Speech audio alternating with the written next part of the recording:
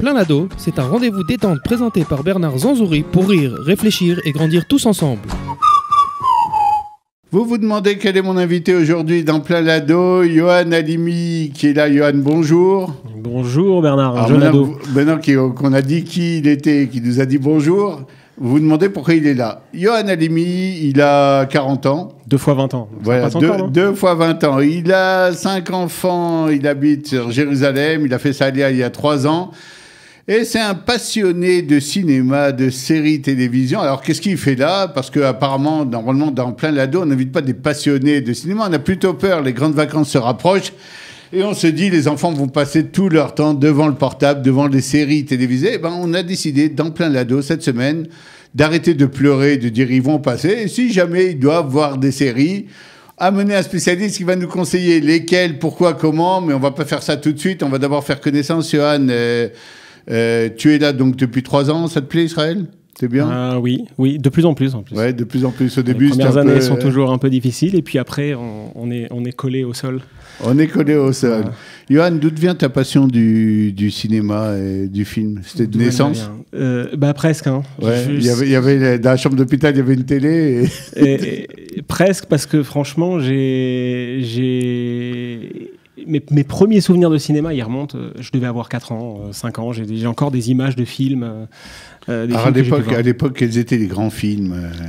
Je sais pas, les souvenirs devant lesquels les parents pleuraient. Les souvenirs que j'ai. Alors, c'était moins mes parents que mon oncle. Okay. J'ai un oncle qui m'a beaucoup initié. C'est un passionné. Qui me sortait le dimanche, qui m'amenait au cinéma. J'ai le souvenir d'avoir vu sur grand écran et pour quelques dollars de plus, tu vois. Donc ça remonte. Ah ouais. Ouais. Pourtant, il est sorti bien avant que je naisse. J'ai vu, je sais pas, des films avec Michael Douglas, des westerns. Et tout de suite, t'as compris Rocky, évidemment, Rambo. T'as compris qu'il y aurait une connexion. Ah oui, je me suis tout de suite pris pour Stallone et j'ai... Et t'as commencé la muscule. Voilà, exactement. Ça se voit, non? Non, justement. Bon alors, Yohann, ce qu'on va faire avec toi, on va t'expliquer un tout petit peu le principe. On va essayer de comprendre pourquoi les jeunes sont autant passionnés par la mode aujourd'hui, mais qui était déjà une mode il y a 20 ans, il y a 30 ans. Il y avait déjà des grandes séries télévision. Et puis, on avait eu l'impression qu'il y avait eu un creux de la vague, que ça avait un peu disparu. Le cinéma, il y avait de plus en plus d'effets spéciaux. On arrivait vraiment à des très hauts niveaux au niveau des effets cinématographiques. Et puis, ces dernières années, de nouveau, la folie, mais alors cette fois, la folie furieuse, il doit y avoir des centaines de séries actuellement sur le marché. C'est impossible. Il y en a de partout. Il y en a, en plus, les réseaux se sont multipliés, puisque maintenant, tu en as sur le web, tu en as à la TV, tu as la VOD, enfin, il y en a partout. Alors, on va laisser les séries un tout petit peu de côté, on va revenir à toi. Qu'est-ce que tu faisais avant de venir en Israël et pourquoi tu as décidé à un certain moment quand même de ta carrière? Tu as 40 ans aujourd'hui, tu avais 37 ans. C'est un âge où, a priori, on n'a pas fait sa alia après les études, donc on viendra à la retraite. Qu'est-ce qui t'est arrivé? Écoute, je me l'explique toujours pas. Je pense un grain de folie. Un grain de folie. C'est ce que nous disait Shalom Var d'ailleurs. Il faut un grain de folie. T'es venu avec l'Alia de groupe? Pas totalement. Je l'ai suivi et puis je l'ai lâché au dernier moment. Je ne sais pas si c'était bien ou mauvais. Il y a eu du bon et du moins bon, mais oui. Écoute, ça a toujours été un rêve. Quand on s'est marié avec ma femme, on s'est marié ici d'ailleurs. On a toujours dit, on viendra en Israël. Et puis, très vite, tu te fais un peu happer par la vie et de l'ultimatum, enfin de la deadline que tu te mets quand tu te maries en te disant « ouais, dans 2 ans, on est là hein. ». Ça devient bon, dans 5 ans, on est là, et puis dans 10 ans. Et puis, ça a mis 11 ans, 11 ou 12 ans. Et j'ai encore des amis là-bas qui, tous les ans, repoussent de 2-3 ans. Donc, tu vois. Et puis, un jour, tu te rends compte que finalement, même si tu es, entre guillemets, au top dans ta vie, il te manque un truc. Okay. Il y a quelque chose qui sonne creux. Et puis, moi, je suis intimement convaincu depuis les années 2000, depuis la deuxième intifada, que la France, il n'y avait plus d'avenir. Voilà, il n'y avait plus d'avenir pour les enfants. Donc, toutes ces raisons-là ont réémergé il y a quelques années. Et puis, sous l'impulsion de ma femme, on s'y est intéressé un petit peu plus. Et on a tout lâché de manière, comme je l'ai dit, un peu folle, un peu irresponsable. Au début, c'était pas facile. Et puis, avec les années, finalement, plus les enfants se portent bien, et puis plus toi, tu vas mieux. Et puis, plus toi, tu vas mieux. Et puis les Israéliens, maintenant, ça y est, ça pas déroule. Totalement. On essaie encore de les visser un peu. Mais oui, ils sont... Et puis, plus ils sont petits, plus ils sont israéliens, c'est sûr. D'accord. Et puis, on a 2 sabras. Donc, ceux-là, je pense que... c'est beau, ça. Voilà. Johan, ici c'est l'émission Plein d'Ados, on parle des adolescents, on parle de leur famille, on parle de leurs rêves, de leurs passions. Comment était Johan Halimi adolescent? Oula, celle-là tu me l'avais pas. Pièges. Je t'avais pas prévenu. Johan Halimi adolescent, ça va être très long. Non, je rigole. Fais-le-nous en cours. C'est compliqué parce que j'ai eu une adolescence un peu perturbée. Okay. J'ai eu des problèmes de santé qui ont beaucoup perturbé mon adolescence. Je croyais qu'il nous racontait la prison et tout. J'ai dit c'est pas obligatoire. Non. Non, à moins que l'hôpital soit une prison, mais j'y ai de bons souvenirs et j'y ai eu de belles années malgré tout, donc je pourrais pas dire ça. Mais voilà, j'ai eu une adolescence très perturbée. Et donc à cause de l'hôpital et tout, tu as fait un pacte entre toi et toi-même, rester ado le plus longtemps possible, jusqu'à 40, justement, 50 ans. Je pense que j'ai pas eu d'adolescence, pas tellement, et que finalement c'est peut-être pour ça qu'aujourd'hui j'ai un peu cette folie et ces choses qui ressortent. Okay. Parce que il faut à un moment donné sortir ce qu'on a en nous. Et quand tu l'as pas fait à l'adolescence, ça te rattrape et il faut que ça se fasse un peu plus tard. Donc peut-être que... Viens, on va se balader un tout petit peu. Ouais, c'est peut-être que ça te rattrape, effectivement. Voilà. Un jour, ils vont te dire, tu as la crise des 40 ans, tu as vu courir avec moi, une caméra. Moi, je l'ai commencé à 20 ans, donc ça va. Je pense qu'elle est terminée. Donc regarde, viens, on va revenir un peu sur les grandes séries d'époque. Celles qui faisaient pleurer ton oncle et les adultes d'époque, tu as sûrement regardé des trucs avec eux. Puis c'était des séries, c'était incroyable. D'autant plus qu'à l'époque, il n'y avait pas les chaînes télévisées qu'on peut avoir aujourd'hui. Il y avait très peu de choix, très peu de chaînes. Donc en général, si tu regardais une série bien précise régulièrement, je ne parle même pas pour les enfants. Chez les enfants, c'était Zorro, par exemple. La série culte, quoi. Celui qui n'avait pas vu Zorro, c'était vraiment un débile, quoi. Le mec, il n'était pas au courant. Qui était rediffusé jusqu'à il y a quelques années encore en France. Qui est rediffusé parce qu'en vrai, quand tu regardes, c'est encore de la qualité. J'ai vu une scène dernièrement sur Zorro qu'on ne voit pas souvent. C'est-à-dire, c'était très bien fait. Et il y avait de la qualité, c'est-à-dire la qualité, il y avait une innocence aussi, il y avait une candeur. Il y avait une innocence, je pense que c'est la grande caractéristique un peu des séries de l'époque, c'est qu'effectivement il y a une candeur, mais qui est touchante aussi. C'est-à-dire quelque chose qu'on a un peu perdu, les effets spéciaux de folie ont remplacé des fois des choses qui étaient un peu plus vraies et plus proches. Qu'est-ce que tu te souviens de... Quelle série tu te souviens particulièrement d'époque? Quelle série d'époque, je me souviens. On a eu des grandes séries, Magnum. Ouais. Forcément, notre génération Starsky a été marquée par Magnum. Starsky et Hutch, évidemment, c'était tous les dimanches après-midi. Le blond et le brun. Oui, qui n'a pas voulu cette voiture, qui n'a pas voulu ressembler à Starsky. Enfin, les Juifs, en tout cas, ont préféré Starsky. Hutch, il faisait un peu Arien comme ça. Il n'était pas méchant, mais bon, il était sympa. Mais les grands blonds, Starsky, c'était le jean basket, le grand gilet qui, voilà, jusqu'à aujourd'hui, on aime bien s'habiller encore un peu comme ça. Cet acteur avait d'ailleurs joué dans Le Violon sur le toit, la version, Michael Glaser. Et quand on le voyait, Starsky qui arrive, effectivement, ils ont même gardé le même truc dans Le Violon sur le toit. Il fait la révolution, c'est sioniste comme ça là, qui arrive. Et il y a eu quoi d'autre comme série? Il y a eu, je me rappelle même des Mystères de l'Ouest. Ça c'était un peu plus ancien, mais Chapeau je me rappelle melon, aussi bottes de cuir. Ouais, j'étais moins fan. Moi aussi, mais j'étais moins fan. Le style anglais, c'est l'humour anglais. Faut aimer, voilà, c'était plus froid pour nous. C'était moins fun, on va dire. Mais il y a eu, j'ai même un souvenir que je regardais avec ma mère pour te dire. J'ai le souvenir, elle n'était pas addicte, mais regardait des fois Santa Barbara. Santa Barbara, ouais. Et je suis tombé amoureux de Robin Wright à l'époque. Oui. J'avais 10 ans. Mais, et après, il y a eu quoi? Moi, je me rappelle de la grande médiatisation de Dallas. Avant que Dallas sorte, je crois que c'était la première grosse campagne pour annoncer une série. Il y a eu Dallas, il y a eu d'autres séries dans ce genre. Bien sûr, Dallas, je me rappelle qui n'a pas été traumatisé par JR, par Sue Ellen. Voilà, c'était spécial. Non, il y a eu des grandes séries. J'en ai une autre qui m'est passée par la tête, j'ai oublié. poses tellement de questions que j'ai oublié. Mais il y a eu comme ça dans les années 80, Columbo, voilà, c'était Columbo aussi, dont j'étais vraiment fan, j'adorais la construction de l'épisode et le personnage principal qui était très charismatique. Okay. Donc, non, il y a eu des grandes séries comme ça dans les années 70-80. Ouais, Columbo, c'est absolument fantastique. Ouais. C'est cette façon d'aller directement vers le coupable, de le repérer au bout de 2 minutes et de passer 1 heure à lui tourner autour, à le torturer. Pour le faire, pour que le mec presque avoue en disant bon, fous-moi la paix. Non, pour le pousser j'avoue, je rentre, faute, le pousser à la faute, mais il le faisait bien quand même. Ouais. Il le faisait très bien et effectivement, c'est un personnage et un acteur qui est resté célèbre même. Pour ce style, une espèce de clochard avec un par-dessus, une coupe complètement... Mais quelque part, il faisait un peu... Nous, on avait toujours l'impression que ce genre de personnage, c'était un peu comme un oncle à nous. T'arrivais, c'était bon, on va voir Columbo. T'avais l'impression que c'était tonton Moïse qui venait à la maison. Et venez, on va aller l'attendre. Et après ça, il y a eu une autre phase un peu où effectivement on est rentré un peu plus dans l'action. Il y a eu les séries comme Supercopter, comme MacGyver... ces séries qui étaient déjà un peu plus dynamiques, on va dire. C'était plus dynamique, il y avait déjà, on sentait un nouveau souffle. Moi, j'aimerais revenir un tout petit peu sur le côté familial. On a l'impression que ça se perd un peu, ce truc où tu t'assois avec les parents. Aujourd'hui, il y a trop de pôles où tu peux aller mettre ton attention. Tu peux avoir même ta télé dans la chambre, peut-être, dans certaines familles.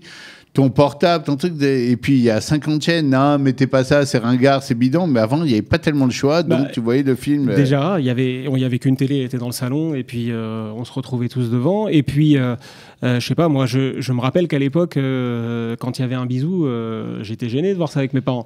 Alors aujourd'hui, c'est plus des bisous, ça va dans tous les sens. Alors donc, ça, on va revenir tout à l'heure, parce que quand même, c'est un gros sujet d'inquiétude...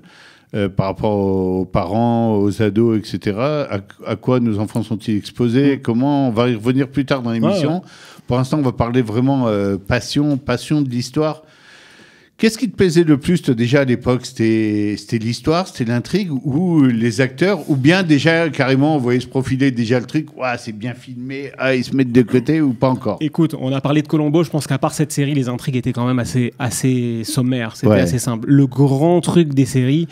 C'était le charisme du personnage. Le personnage était cool, avait quelque chose de très charismatique qui faisait qu'on avait envie de lui ressembler. Il était dans notre salon, on avait envie de se prendre pour Magnum, on avait envie de se prendre pour ces personnages.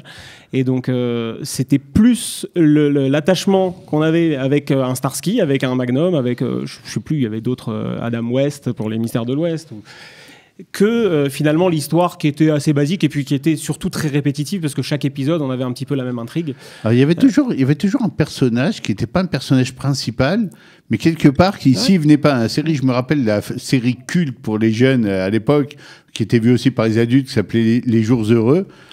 De mon temps. Et il y avait un personnage qui s'appelait Fonzie. Alors, il avait une espèce de banane comme ça. Non, Les Jours Heureux. Les Jours Heureux, c'était un truc fou. Happy Days, Bernard. Happy Days, tout à fait. Mais nous, on l'appelait comme ça. C'était le nom de la série en France, etc. Et c'est vrai que dans Les Jours Heureux, donc ce fameux Fonzie, là, il apparaissait de temps en temps. Il sortait 2-3 trucs. Il était intouchable. Il avait un statut dans le quartier. Il était culte. Mais en fait, exactement, quand il n'y avait pas Fonzie, on disait, c'est nul. On attendait son apparition, à chaque épisode, on attendait son apparition. Il apparaissait 3-4 fois dans l'épisode. Et Sunday, Monday, on était fous de Fonzie. C'était fou, même cette musique, quoi. Tu l'entendais, tu courais, tu prenais un coca, un truc, vite devant la télé, ça commence. Vraiment. Et... il y avait quelque chose, effectivement, il y avait une espèce d'innocence, une candeur comme ça. C'était très familial, c'est nos parents qui nous mettaient l'épisode. C'était très familial, il y avait une pudeur, je me rappelle. Alors, les types avaient un ticket avec une fille ou quoi, et puis ça restait très très correct, un truc. Attention, quand il embrassait, il était arrivé au sommet, vous savez, le mec s'était lancé. Et David, d'ailleurs, qui est en technique, qui regardait beaucoup de séries à l'époque et tout, me faisait un petit signe là pour me dire, effectivement, on était pudique à l'époque, pas comme aujourd'hui. Alors, ensuite, on avance un tout petit peu dans le temps. On a vu tout à l'heure l'histoire de Dallas avec la première volonté des chaînes de télé d'annoncer des mois à l'avance, attention, ça arrive, vous allez voir, vous allez avoir peur de JR et tout, et puis on ne connaissait pas tellement ce teasing.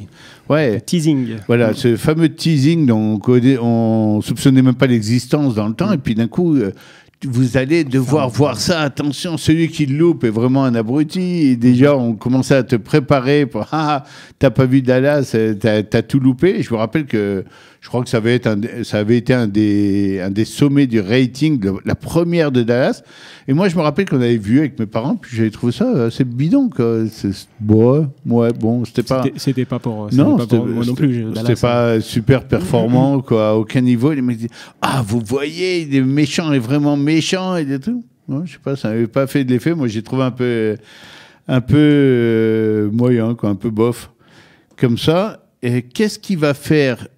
À quel moment, d'après ton analyse à toi, on est passé justement de la série un peu bon enfant à la série il faut que je vous la fourgue à tout prix, et attention, ouais.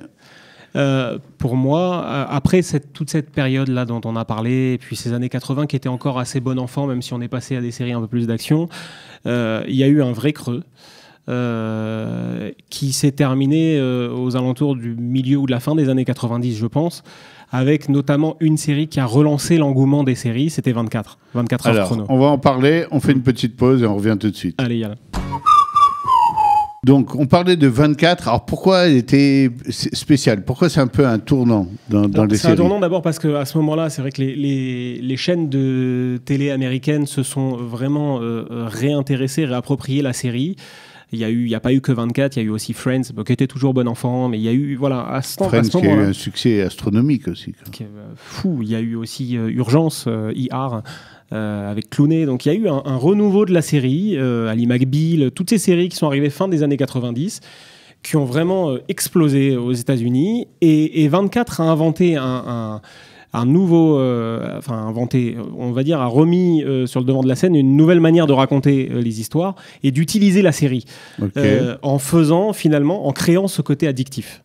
C'est-à-dire qu'un épisode se terminait, on n'en pouvait plus. Il fallait qu'on voit le suivant absolument. Ça passait pratiquement, c'était quoi, toutes les semaines, il y avait un épisode. Un ou deux épisodes par semaine, ça dépendait d'où tu voyais. Et oui, on commence à voir ces fins de série où tu dis non, mais ils vont pas couper là quand même. Ça se terminait en cliffhanger. Le mec, il va te donner un coup et hop, on s'arrête et tu sais pas pendant une semaine ou quoi si ton héros va mourir. C'est quelque chose qui avait déjà été fait dans d'autres séries, mais de manière beaucoup plus grossière, on va dire.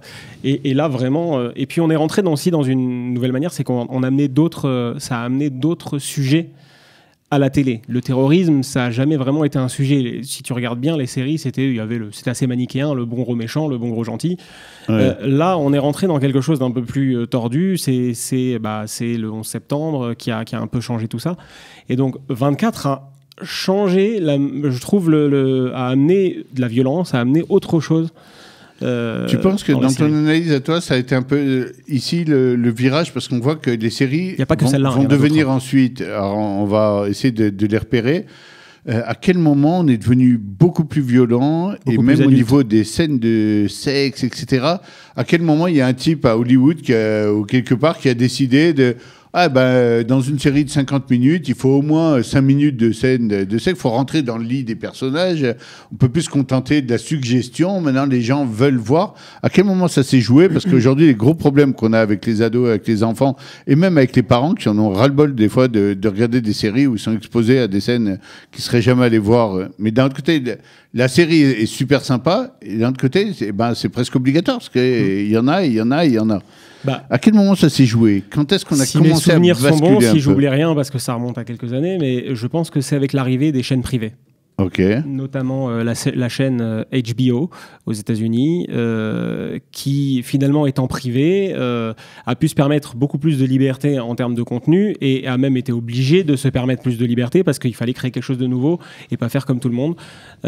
Donc il y a eu des séries beaucoup plus dures, beaucoup plus noires, et je me rappelle comme Les Sopranos par exemple. Tout à fait. Voilà. De HBO, on se rappelle aussi Oz, un truc qui se passe dans une prison. Dans une prison qui était très dure. On atteint des niveaux de violence, mais absolument incroyable. Quand tu es sur ton fauteuil, tu dis à quel moment le type s'endort, tu dis il va se faire démolir.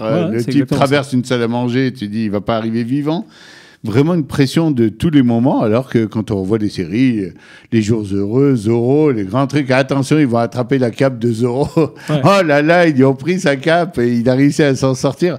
On était quand même très très naïfs. Et puis là, on rentre dans un univers même carcéral où tu dis mais c'est un truc de fou, quoi. Moi, je me souviens, j'allais dormir. Il m'est arrivé de faire 2-3 cauchemars où j'avais l'impression d'être dans Oz. Et je me disais, zut, mais j'ai rien fait. Je me souviens d'un mec qui était là-bas dans la série et il dit, j'ai eu un accident de voiture. Je me suis bourré un soir, j'ai tué une fille. Et il se retrouve avec des bonhommes qui sont des assassins notoires. Et le mec, pendant tout le film, essaie de survivre, mais on sent qu'il va se faire planter tôt ou tard, il va pas passer. Et puis c'est une espèce de purgatoire comme ça. C'est juste avant la mort.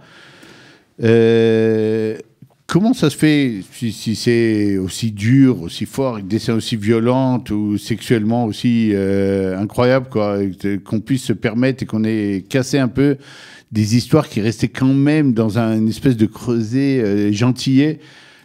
Pourquoi les gens regardent encore plus ?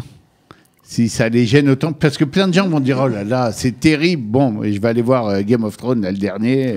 On n'y est pas encore, hein, mais je fais une petite projection. Le spécialiste de la nature humaine, c'est plus toi que moi. Donc je pense que c'est un peu le même réflexe que quand je m'arrête sur l'autoroute pour voir si le mec, oh là là, il s'est écrasé. Oui, j'ai vu un bras, il est broyé, hein, c'est horrible. Il y a un côté voyeurisme, c'est sûr, et il y a, je sais pas, certainement aussi que ces intrigues étaient plus adultes et qu'elles parlaient plus aux gens.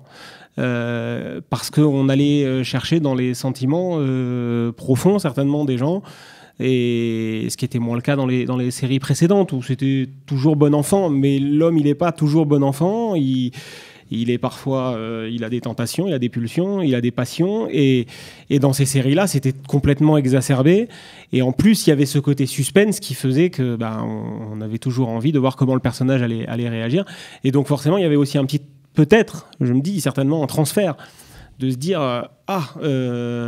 ouais, tu vivais presque des fois la sensation du personnage. C'est-à-dire on est plus collé un peu à certains trucs de la vie réelle, bien qu'on va partir très vite. C'est beaucoup plus réaliste. C'est beaucoup plus réaliste, même si après ils ont poussé le paroxysme où c'était tellement poussé dans la violence, dans le sexe, dans plein de choses que forcément on est même sorti du réalisme. Mais au départ, il y avait quelque chose de très palpable. Alors fais-nous une analyse un peu de professionnel, parce que tu es quand même quelqu'un qui t'est intéressé au film de très près. Tu as un site qui s'appelle Culturama, et là tu fais des vraies critiques de films, tu passes du temps pour comprendre, pour analyser. J'ai envie qu'on touche un peu à un autre angle aussi, la révolution un peu technique. Moi, c'est quelque chose qui m'a... J'étais pas du tout... Dans ma jeunesse, je regardais les films, je connaissais à peine les 10 plus grands acteurs mondiaux. Je faisais pas tellement attention, j'étais beaucoup plus dans l'intrigue. Et puis, avec le temps, quand tu vieillis, tu commences à t'intéresser d'abord aux acteurs, des acteurs cultes, des acteurs vraiment clés, les mecs qui arrivent à changer un film, tu mets leur nom sur l'affiche, ça attire du monde. Ensuite, aux réalisateurs, des grands noms du cinéma, et pas seulement de la série, on va sortir aussi un peu du monde des séries, bien qu'on va y revenir, parce qu'il y a des grands réalisateurs et tout qui s'essayent maintenant à la série, qui essayent, de grands acteurs aussi. À une époque, on avait l'impression même que la série était réservée à des acteurs un peu de seconde zone, et puis c'est tellement vu les séries que ça devient presque des acteurs clés. Il y a des stars maintenant. Un mec qui réussit dans les séries peut... Aux États-Unis en tout cas, il y a des stars. Donc, viens, fais-nous une petite analyse. Prends-nous une série qui te semble, même actuelle, qui te semble un peu culte aujourd'hui, ou vraiment qui rassemble les qualités de pas mal de genres. Essaye de nous montrer comment, et techniquement, et au niveau de la réalisation, et au niveau un peu des acteurs, du jeu, de l'intrigue, de l'histoire, c'est des séries qui changent, qui sont en train de changer un peu le cinéma, qui sont en train de changer la série, parce qu'on tente des trucs, des expériences qu'on n'avait pas peut-être tenté avant, au niveau montage, au niveau réalisation. Je t'ai pas prévenu, je sais, mais on a dit cette émission, c'est du ping-pong. Une série, écoute, moi personnellement, celle qui m'a le plus marqué en termes de construction, en termes de maturité, je pourrais dire Game of Thrones, mais je trouve pas que ce soit la mieux réalisée, on va dire. À l'image, des fois, c'est un peu criard, même si l'intrigue est complètement folle et que c'est politique. Hein, c'est une série qui est très politique. Donc, sans le savoir, on s'intéresse à de la politique en regardant cette série. Mais je dirais plutôt peut-être Breaking Bad, qui est une série qui est peut-être un peu moins connue des francophones, parce qu'elle a été diffusée par des chaînes. Je pense qu'il y a beaucoup de monde qui l'a vu quand même. Hein. Il y a énormément de monde qui l'a vu. Mais cette série une série qui m'a rendu complètement addict, où le soir j'étais impatient que ma femme et mes gosses aillent se coucher pour pouvoir balancer tout un tas d'épisodes. D'ailleurs, on est tellement addict, juste avant que tu rentres un peu plus dans l'analyse. Comment on fait entre 2 saisons de Game of Thrones? Alors moi j'ai trouvé d'un épisode à l'autre, ça va, mais alors moi j'ai trouvé la parade, mais c'est pas valable tout le temps. C'est que je sais que quand on commence, on a une certaine addiction. Donc souvent, il m'arrive de pas être tendance, de pas être en même temps que tout le monde, et de laisser passer 1, 2, 3, parfois même 4 saisons, et de me les faire d'un coup. Comme ça, voilà. Et puis en même temps, une fois que j'ai terminé la série, je suis libéré de cette addiction, je peux passer à autre chose, je peux reprendre ma vie normale. T'en as vu trop pour être bon, ça commence à te peser un peu, ça y est, c'est bon, quoi. Et je reprends une activité normale, et puis je laisse passer un certain temps des fois pour me remettre à une série, parce que je sais que c'est vraiment... ça bouffe le temps, quoi. Ça bouffe le temps, c'est évident. Viens, on reprend un peu la technique malgré tout. Quels sont les vrais progrès qui ont été faits? On sent des progrès au niveau du montage, des effets spéciaux, on sent qu'il y a des trucs fous. Mais on s'est rendu compte aussi que dans la façon de filmer, aujourd'hui, de plus en plus de réalisateurs tentent... Alors, je prends un petit exemple, puis ensuite un plus gros. Le petit exemple, c'est, je me rappelle avant, quand le mec voulait filmer les premiers SMS que les gens s'envoyaient, alors tu voyais, il mettait la caméra derrière le téléphone pour essayer de voir. Et puis aujourd'hui, on affiche à l'écran, c'est-à-dire... On affiche à l'écran la teneur du message, du WhatsApp, qui se tape. On a l'impression qu'aujourd'hui, les types se sont dit il faut sortir un peu juste du monde de l'image, un peu classique, et arriver à montrer tout, quoi. Il y a des réalisateurs qui sont capables, je sais pas, de mettre leur caméra comme si qu'elle était dans la tête du bonhomme pour qu'ils puissent voir. C'est pas juste le type qui regarde, tu as l'impression qu'il y a un recul. Il y a des trucs assez incroyables qui sont tentés. Et ça fait partie du cinéma. Il y a un nouveau cinéma qui est en train de s'installer. Il y a une nouvelle façon de vivre, de filmer, qui est en train de s'installer par des mecs de plus en plus ambitieux, quelque part. Comme si que les barrières un peu techniques du montage avaient ouvert des univers nouveaux et qu'on va en profiter. C'est ça, parce que ces prises de risques, elles ont toujours existé. Ces plans complètement hallucinants, ça existait. Hitchcock en a fait avec des bouts de ficelle.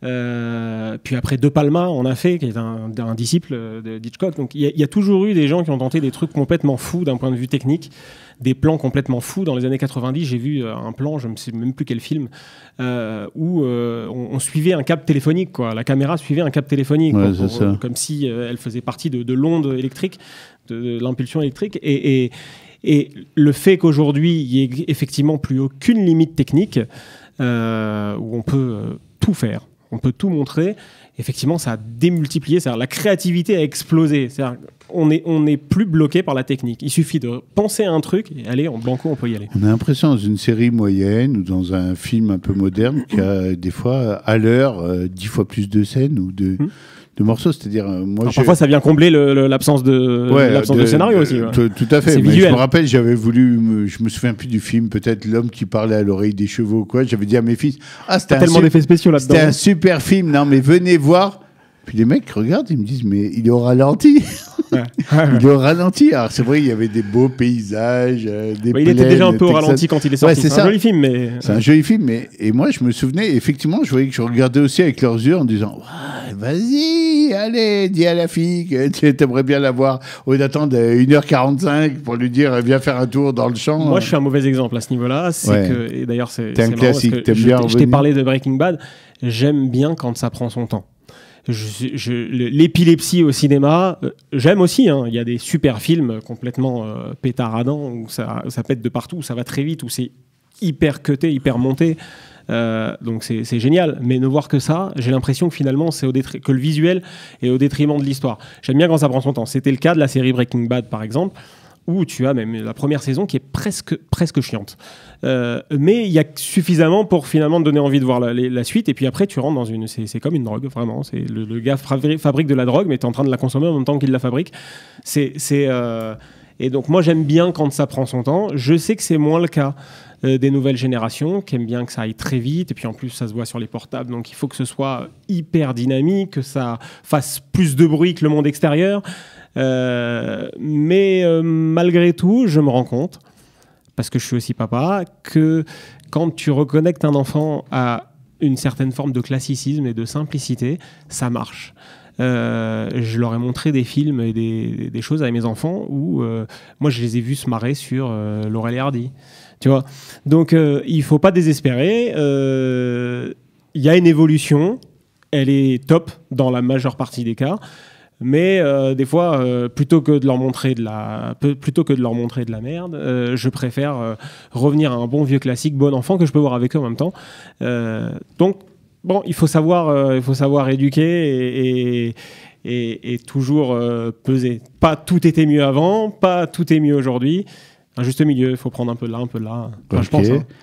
Comment on explique à notre enfant qu'il doit avoir des limites à ce niveau-là ? Sinon, on en a, parce que des fois, on va attendre qu'il dorme. Bon, c'est bon, allez, sortez les séries. C'est vrai. On va se faire une nuit. C'est vrai, moi, je reconnais, je ne regarde pas la télé en leur présence. Je ne mets rien quasiment en leur présence, à part les matchs de foot. On va y revenir dans la 4e partie. Écoute, donc moi la limite de fait je la mets, c'est que j'essaie de pas leur confier la télécommande, j'essaie d'être vachement derrière, c'est pas évident. Pour le moment ils sont pas trop encore adolescents, donc j'arrive à contrôler le truc, je sais pas comment ça se passera dans quelques années. Donc comment limiter ? Moi c'est un peu par l'interdiction, mais en même temps pas une interdiction complète, c'est-à-dire je suis pas contre le fait qu'ils regardent des choses, mais j'aime bien que ça vienne de moi, c'est moi qui leur montre des choses, c'est moi qui leur tiens, je t'ai téléchargé ça, je t'ai acheté ci, et donc je suis acteur aussi de ce qui j'ai l'impression de leur faire découvrir, même si je regarde pas avec eux, et du coup ça met un certain cadre qui fait qu'ils rentrent pas encore trop dans cette addiction. Et puis c'est pareil pour les smartphones, j'essaie de limiter aussi, mais bon, c'est valable qu'un temps, je sais pas comment ça sera dans quelques années. Ok. On a l'impression que des fois que certaines séries ont aussi un agenda politique ou stratégique, qu'on essaie de nous vendre certains messages. Il y a des séries qui ont été, toi qui avais un site où tu en parles, tu as dû étudier un peu des fois le sujet. Il y a eu des grands films ou des grandes séries qui avaient vraiment pour but de changer une réalité sur le terrain, j'en sais rien, contre la guerre du Vietnam, contre... en se disant, il faut... Tu as sur YouTube en ce moment plein de vidéos qui veulent changer la réalité de ce qui s'est passé à Gaza. Ouais, par exemple. Non, mais ça, on est moins dans la série. On est moins dans la série, c'est une boutade. Mais d'un autre côté, à l'inverse, Fauda, par exemple, moi j'ai parlé avec des copains goïms de France, des mecs qui sont non-juifs, et qui me disaient, ça m'a donné une meilleure compréhension des problématiques même israéliennes sur le terrain.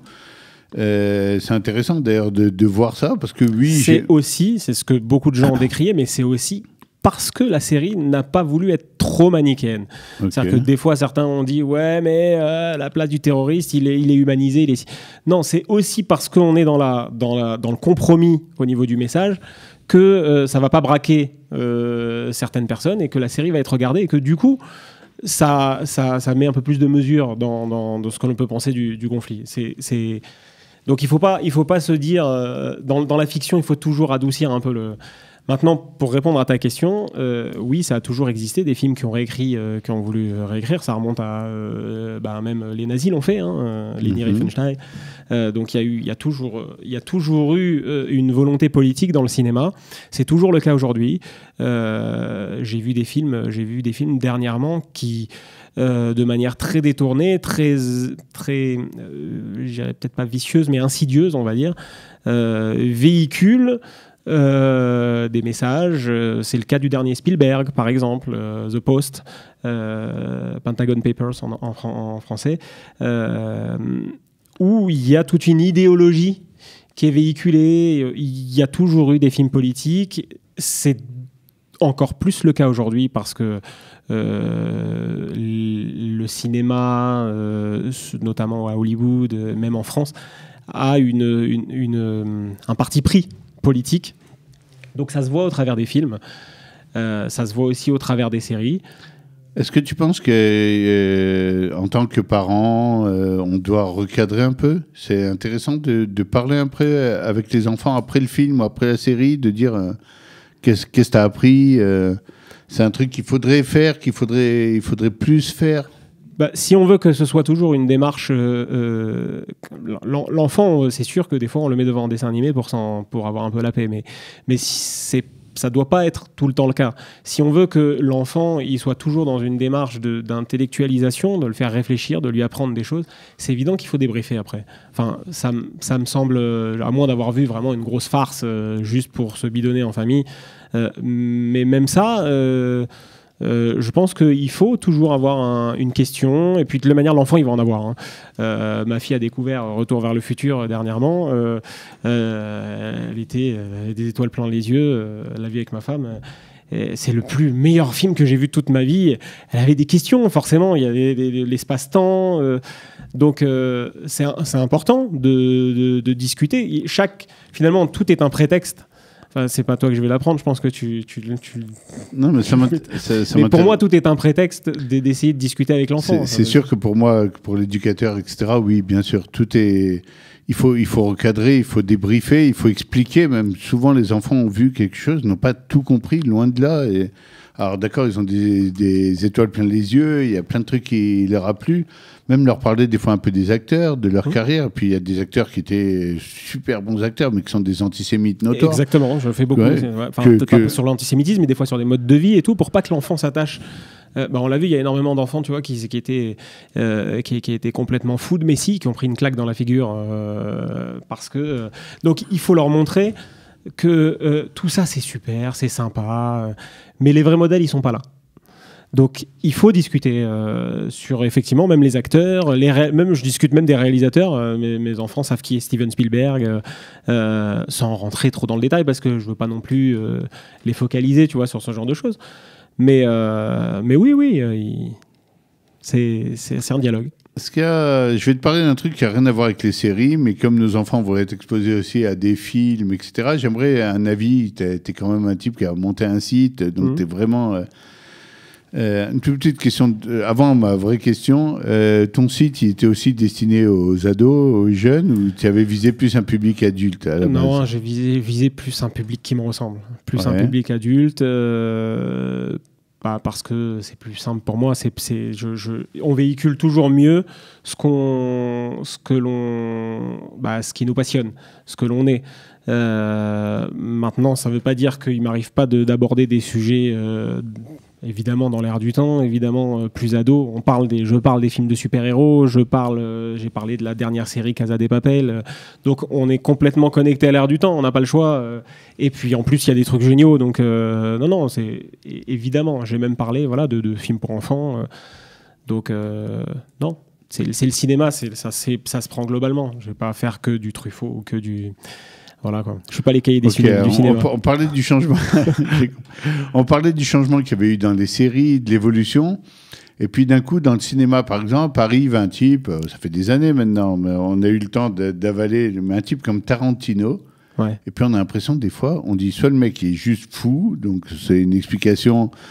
Soit il vise quelque chose un peu de surréaliste qui change un peu comme un Picasso en peinture et tout. C'est-à-dire tu comprends pas obligatoirement quand tu vois. Et puis si tu t'y connais un peu et tu commences à comprendre, tu vois qu'il y avait un objectif. Qu'est-ce qu'il visait? Qu'est-ce qu'il vient raconter Tarantino, par exemple?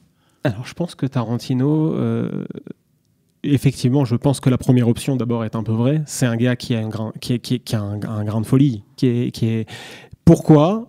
Quand je dis folie, c'est pas dans le sens... Il a épousé la fille de Zvika Pix, qui prouve déjà qu'il n'était pas net. Il s'est marié à Ercilia l'année dernière. Il écrivait d'ailleurs son dernier scénario sur une terrasse là-bas. Donc je pense qu'il y a un grain de folie, mais pourquoi? Parce que c'est un gars qui déborde de passion. C'est un fou furieux, c'est un passionné fou. Donc forcément, il a énormément de choses... Il a emmagasiné énormément de choses qui fait qu'il a besoin de ressortir et il ressort dans... Mais en même temps, tu le vois d'ailleurs au travers de ses films, c'est toujours très structuré, très calculé. Il renvoie sa passion. Il a des tonnes de passion et tu la retrouves dans chacun de ses films. Pour moi, je pense que c'est un des plus gros, peut-être avec Scorsese, un des plus gros fans de cinéma. Et donc, ça ressort. Ça ressort. Tout ce qu'il a vu, ça se mélange dans sa tête et ses influences ressortent. Voilà, maintenant, est-ce qu'il y a un but là-dedans? Je pense que le but ultime de ce gars-là, c'est le plaisir. C'est le plaisir. L'amour du cinéma, le plaisir, et puis voilà, l'amour du genre. On va vers où au niveau audiovisuel aujourd'hui? Si tu disais, tiens, je vais faire une projection, je vais essayer de deviner où on sera dans 15 ou 20 ans. Il y aura encore des images, il y aura encore du cinéma? Ouais. Il y aura encore des séries? Ah oui, il y aura même encore plus de séries, je pense. Non, parce que je me souviens un peu à l'époque, il y a 30 ans, quand on voyait du Walt Disney, on pensait qu'il y aurait toujours que des trucs, des dessins animés. Et puis on est passé à des trucs manipulés en studio avec des personnages ou des Shrek, des trucs qui sont complètement une autre technique, une autre stratégie. Toi, tu vois encore l'image, tu la vois là. Je suis pas Spielberg, Scorsese ou Cameron pour faire des prospectives dans ce domaine, mais en tout cas, pour moi, c'est évident qu'il y en aura toujours, parce qu'on est dans un monde de l'image encore plus qu'avant, et on le sera encore plus dans quelques années. Des séries, il y en aura encore plus. Tu le vois, ça se développe énormément. On avait des séries, si on remonte un peu le temps, on avait des séries qui étaient sur un format d'une heure. Après, on est passé à 45 minutes, après à 20 minutes, bien que tous ces formats existent encore. Hein. Aujourd'hui, il y a énormément de séries qui font sur des épisodes de 5 minutes, de 10 minutes. C'est le nouveau format web. Et après, où est-ce qu'on va en termes de, on va dire, ça c'est sur la forme, mais en termes de fond, je pense qu'on va sur des problématiques encore plus libérées et encore plus sociales. On est dans un cinéma de plus en plus et dans une série de société où il faut aborder tous les problèmes et même les problèmes les plus tabous, les plus moches, les moins sympathiques. Et ça, c'est pas toujours évident à accepter et à appréhender. Je sais, je vois un petit peu ce qui se fait sur le web et il y a des séries, des web-séries qui vont sur des sujets qui sont très, très troublants, quoi. Sur lesquels tu n'aimerais pas forcément que tes enfants tombent et qui, même nous, en tant qu'adultes, tu te dis, je sais pas si je vais réussir à regarder ça. Ça va trop loin dans la... C'est même plus de la provoque, c'est sur la table. Donc, c'est pas évident. Et c'est pour ça, je pense que c'est d'autant plus important de contrôler un petit peu les enfants avec leur smartphone, etc. Parce qu'ils peuvent tomber sur des choses qui sont vraiment perturbantes. On parle de pédophilie, on parle de plein de choses aujourd'hui dans les séries. Bon, moi pas évident. Ouais, c'est pas évident. Mais en tout cas, il y aura toujours du cinéma, il y aura toujours de la série. Il y a une modification, c'est sûr que le cinéma, ça devient le genre adolescent avec les effets spéciaux dans tous les sens et il faut que ça pète, il faut que ce soit le blockbuster grand spectacle. Et effectivement, la série qui va devenir, on va dire, peut-être le support plus mature, le support plus adulte, bien qu'il y en aura toujours aussi pour les jeunes, mais un peu plus profond de ce milieu audiovisuel. Ouais. Johan, on va faire une petite pause après cette deuxième partie avant de faire une troisième partie qui sera aussi notre partie finale. Mais on va faire une césure, on va changer complètement de sujet parce que c'est circonstanciel, mais il faut bien en parler. Et comme je sais que tu n'es pas insensible à ça, on approche de la Coupe du Monde de football. Oh. Nos enfants vont rentrer aussi complètement et ça va être une espèce de série en fait d'un autre style. Ça va être la série, tous les soirs je regarde qui est encore qualifié et qui est éliminé avant d'arriver à l'épisode final qui sera une espèce de folie comme ça. Tous les 4 ans, c'est la fête. Et pour parler de cette fête, on va profiter aussi de tes compétences dans ce monde-là pour te faire parler. Mais je m'y connais aussi un peu. Donc ça va être intéressant. On se retrouve tout de suite dans la troisième et dernière partie.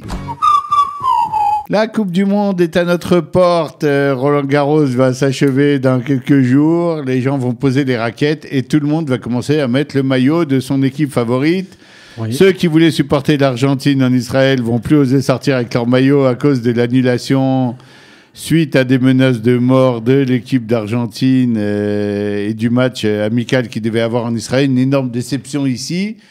Des milliers d'enfants qui attendaient, des dizaines de milliers peut-être, et d'adultes qui attendaient Messi, ce petit génie argentin, qui sont extrêmement déçus et Messi qui a quand même une grande envie de remporter avant la fin de sa carrière sa première Coupe du Monde et pouvoir enfin être comparé au plus grand joueur de l'histoire. Sans Coupe du Monde, ça sera difficile. Ouais.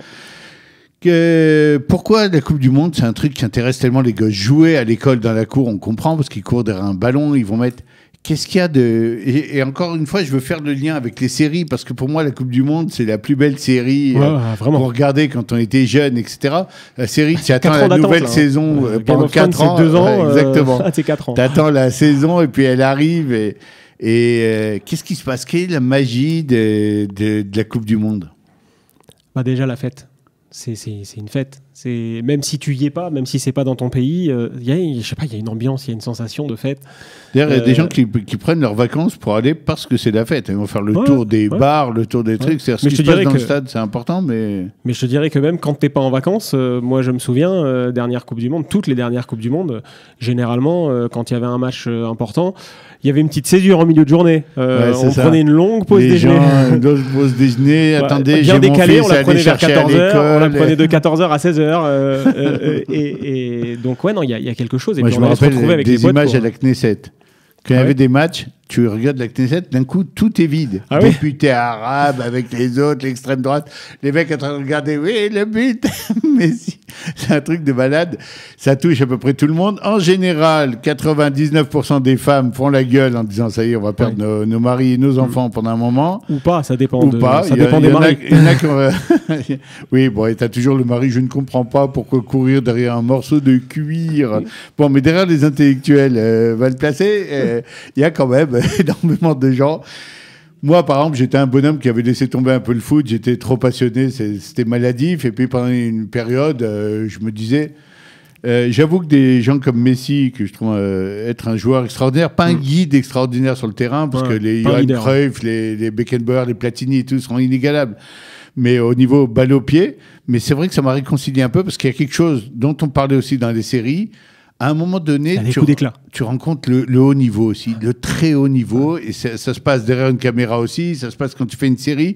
Il y a des épisodes, des fois, tu vois une partie de 2 minutes dans un épisode, et les bras t'en tombent, tu dis, waouh, les mecs, ils ont dû travailler mais des dizaines d'heures sur ce morceau-là pour me faire cet effet, pour que je dise, waouh. Et je laisse tout tomber. Il y a des coups d'éclat. On a eu cette année, on a eu par exemple, la fin de la Ligue des Champions, il y a eu des gestes. On est tous restés, on est tombés par terre. Des retournées de Ronaldo, même en finale avec Gareth Bale, enfin des gestes complètement fous. Et ça, effectivement, c'est le cliffhanger, c'est le point culminant d'une série, quoi. Tu te dis, mais waouh! Oui, et puis il faut dire qu'il y a une intensité dramatique qu'on peut trouver nulle part ailleurs, et que les séries ne pourront pas imiter tellement, parce que tu pourras jamais dire que tu as un mec comme Bale qui a passé sa saison sur le banc, alors que c'est un très très bon joueur. Et puis le type est là, il a la rage, et puis on le rentre en finale de Ligue des Champions, qui est le sommet de l'année quand il n'y a pas la Coupe du Monde. Et le mec voit la balle venir et se dit non, je ne vais pas essayer de l'attraper ou de la pousser. J'ai ma chance, c'est là que je vais pouvoir prouver et dire à mon entraîneur même, ah, tu vas regretter, tu aurais dû me faire rentrer avant, tu aurais dû me faire rentrer plus. Et le mec, tu sens vraiment qu'il y met son âme, quoi, dans son geste. Et il y a quelque chose. Et ça, tu peux pas imiter. Tu peux pas dire à un acteur, tiens, disparaît pendant 2 saisons, et puis on te rentre, ah, on va voir, tu vas te donner le meilleur. Dans les séries, quelque part, le fait qu'on puisse refaire la scène, là, tu peux pas refaire la scène. T'as loupé la balle. C'est du direct tout le temps. Et t'es sur scène, tu dois réussir. C'est un peu comme au théâtre, tu peux pas te permettre de te planter. C'est cette intensité dramatique qui fait que surtout quand il y a des matchs à élimination, tu perds, tu t'en vas. C'est le travail de 4 ans qui dégage. À partir de la phase des 8e de finale, où tu vas commencer à partir, si tu perds, on a l'impression que ça monte à intensité dramatique. Je te rappellerai que le France-Paraguay, avec la prolongation en 98, où tu as toute la France qui est en sueur, quoi, devant son truc, en disant, mais un geste... La lumière est venue de là. Ouais, un petit truc, et hop, t'es éliminé, quoi. Le rêve s'en va. Le rêve s'en va. Tu te souviens de toi, petit, à quel âge tu as commencé à aimer ça? Moi, j'ai un souvenir de France-Brésil au Mexique. Ok. Donc, je me souviens vraiment de ce match. Je me souviens du penalty raté. J'ai vraiment ce souvenir très, très vivace. Après, j'en ai plein d'autres. Mais en Coupe du Monde, c'est ça. Je me souviens aussi de 90, Allemagne-Argentine. Voilà. Bon, je m'appelle Johan. Je pense que c'est parce que je suis né en 78. Ah ouais, c'est ça. Voilà. C'était l'époque où Johan Cruyff, c'était voilà. La star. Il y a beaucoup de Johan de 78. La star mondiale, ouais. Donc, moi qui l'ai connu, je peux te dire, le premier match que j'ai vu dans ma vie, c'était un Ajax d'Amsterdam-Marseille. Et c'était mon frère qui m'avait amené. Je me souviens un peu que j'avais 8 ou 10 ans. Puis il me dit, on va voir le match. J'avais jamais vu un match de foot de ma vie, quoi. Donc on va chez ma grand-mère. Et je vois ce bonhomme-là, Johan Cruyff, qui était une espèce d'empereur sur le terrain. Et le type, c'est un chef d'orchestre. Et il joue, il donne ses ordres. Et tu avais une impression qui est rare quand même, que l'adversaire le respecte au moins autant que ses coéquipiers et le regarde jouer. Une impression de, tiens, on va voir, peut-être lui prendre la balle, même c'est indécent, parce que c'est l'empereur, c'est le chef du terrain. Et ce truc-là me fait impressionner. L'Ajax avait massacré Marseille, c'était un truc fou. Mais d'un coup, j'étais ressorti avec une passion, je veux revoir au moins ce type. Je veux le revoir jouer. Ça a été des années fantastiques où j'ai suivi l'Ajax d'Amsterdam qui jouait divinement, c'était le football total. Et puis d'un coup, tu aperçois que tu as le virus. Et tu vois, avec toutes les séries, tout ce dont on disait, je me suis rendu compte que ce virus, à l'époque en tout cas, était beaucoup plus fort que le virus des séries. Parce qu'une série allait partir, ça partait pas. Il y avait du football tout le temps. Il y a deux choses aussi qui participent à ça. La première, d'abord, c'est que très souvent, on est supporter. Donc forcément, d'ailleurs, quand tu parles de ton équipe, tu dis « on ». Ouais. Donc c'est une partie de toi qui joue sur le terrain, donc t'es un acteur du truc, t'es complètement c'est ce qui ajoute énormément d'intensité dramatique, c'est que t'es toujours pour l'un ou pour l'autre et tu vis le truc avec vraiment comme si c'était toi qui étais sur le terrain. Et la deuxième chose, c'est que pas tout le monde peut jouer dans une série, pas tout le monde peut jouer dans un film, mais tout le monde joue au foot. Donc ça nous parle, quoi. Ça nous parle. Et puis il n'y a pas un gamin qui n'a pas rêvé d'être le futur. Généralement, ça disparaît très très vite, mais il n'y a pas un gamin qui n'a pas rêvé d'être le futur Cristiano Ronaldo, le futur Messi. Si tu vas dans une cour d'école, tu vois que les gosses parlent en jouant. Et quand ils parlent, ils disent attention, hein, Cristiano Ronaldo. Exactement. J'en passe un, j'en passe deux, j'en passe trois. Ah, faute sur Cristiano. Et le mec s'identifie complètement. Il est complètement dans l'histoire. Qui va gagner cette année ? Qui va gagner cette année ? Pas l'Argentine. Tu leur en veux, là. Non, mais déjà, tu veux que je te dise, en fait, je pense que ça montre un petit peu ce qu'on reproche à cette équipe depuis des années et des années, c'est le manque de caractère. Ouais. Et ben là, c'est une démonstration parfaite d'un manque de caractère, d'une équipe qui a la trouille et de Messi qui, je pense, est très fort. C'est certainement l'un des meilleurs joueurs qui est au monde, mais là, il montre à quel point il a peur finalement, et il a même peur de ne pas gagner cette Coupe du Monde. Donc, je dirais que la vraie équipe, c'est certainement l'Allemagne. Parce que c'est une équipe depuis des années, qu'ils ont des joueurs incroyables et qu'ils ont un mental.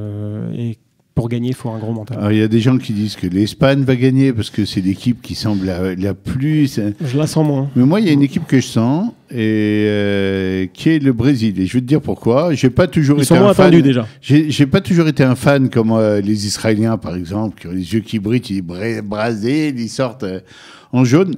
L'humiliation d'il y a 4 ans contre l'Allemagne m'a fait mal moi-même personnellement. Alors que j'étais pas un supporter, j'étais pour personne. Ah, on a tous je suis jamais pour l'Allemagne, c'est un réflexe, moi non plus, qui vient c'est pas un pronostic d'Auschwitz, mais je suis jamais pour l'Allemagne, je suis toujours contre l'Allemagne. Il joue très bien des fois, j'arrive même pas à comprendre combien il joue bien, tellement que je suis contre quelque part. Il y a une opposition qui vient aussi du fait que mon prince, Johan Cruyff, avait été battu en finale en 74, je m'en suis jamais remis. Une des plus grandes déceptions de ma vie devant l'écran, d'autant plus que la Hollande menait 1-0 après 1 minute et demie de match. Mais le Brésil, l'humiliation d'il y a 4 ans, devant leur public, était une telle baffe, mais que j'ai eu honte à un moment pour les joueurs. Je me suis dit, pourtant je suis pas un mec comme ça, je me serais sauvé peut-être à la mi-temps. Là, j'ai honte de revenir sur un terrain où on sait que j'ai perdu et on va continuer à me mettre la tête sous l'eau et à jouer comme si j'étais un gamin de 10 ans qui jouait contre des grands. C'est une bonne remarque parce que finalement, si tu regardes la première Coupe du Monde qu'a gagné le Brésil, c'est en 58. Elle fait suite, vraiment à l'humiliation de 1950, pas 54, mais en 50, ils sont sortis par l'Uruguay en finale. C'est une humiliation terrible. Le Brésil est tombé en dépression. Il y a eu des suicides après cette défaite. Et finalement, ils ont retrouvé du caractère et en 58, ils ont gagné. Donc l'émulation peut être une vraie motivation effectivement pour le Brésil. Je pense qu'il y a vraiment chez eux une histoire on a quelque chose à rattraper. Cette année, il faut rattraper quelque chose, il faut rétablir notre image et on peut le faire qu'avec la coupe en main. Si on la sort, ça ira, ça passera dans la vision historique. C'est un peu comme dans une série, j'ai failli mourir. Bon, il y en a qui meurent et qui revivent, on l'a vu dans Game of Thrones. Avec la star de la série, Jon Snow, qui meurt et il faut attendre 2 ans pour savoir que finalement il n'est pas mort et il revient. À mon avis, il y a eu des pressions dans les 2 gens pour essayer de le remettre debout. Mais grosso modo, le Brésil est mort il y a 4 ans. Le Brésil légendaire, le Brésil fier, le Brésil qui, même quand il perd, c'est toujours au pénalty. Et là, une déculottée devant son public. Et finalement... je suppose qu'il va y avoir des dizaines de millions même d'enfants brésiliens devant en disant il y a quelque chose à rattraper. Moi, j'aime beaucoup les enfants dans ce truc-là parce que la fameuse histoire dont on parlait tout à l'heure, ces films familiaux qu'on regardait devant la télé et tout, on le retrouve dans le foot. Oui, le père peut aller avec son fils au stade, le père peut regarder avec, et la mère vient en disant oui, j'aime depuis, et ça se transmet ce virus-là. Les petits grandissent en voyant papa et l'aîné en train de regarder. Oui, c'est clair. Moi, par exemple, j'ai jamais vraiment, j'ai rien fait pour spécialement intéresser mon fils au foot. Ça s'est beaucoup développé en arrivant en Israël parce qu'ils jouent beaucoup. Il y a des récréations ici, elles sont longues et elles sont au soleil, donc ils jouent beaucoup au foot, beaucoup plus qu'en France.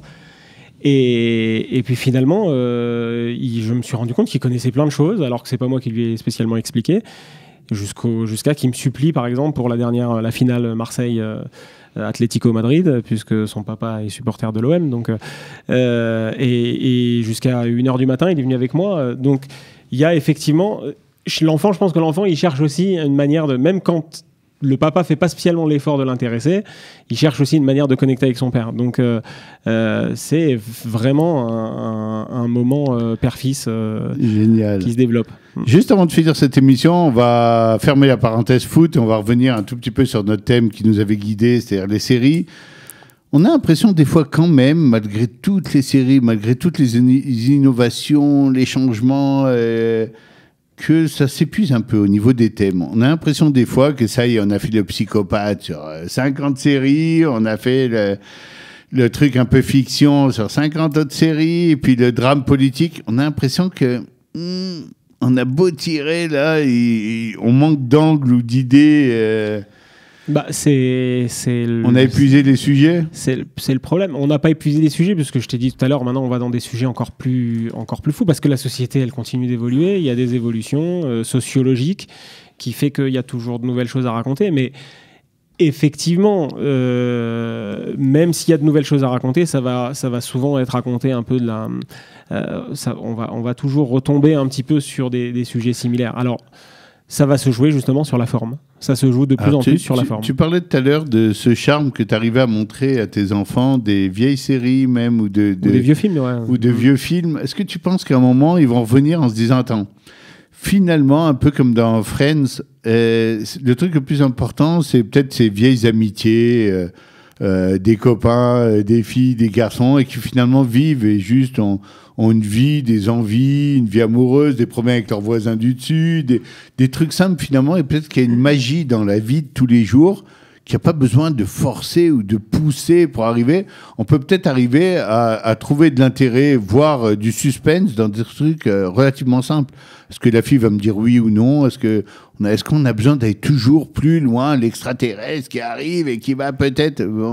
on va peut-être trop loin des fois chercher des choses qui arrivent à faire battre notre cœur. Mais en fait, je pense que l'enfant, l'ado est capable de s'intéresser à tout, même à des choses très très simples.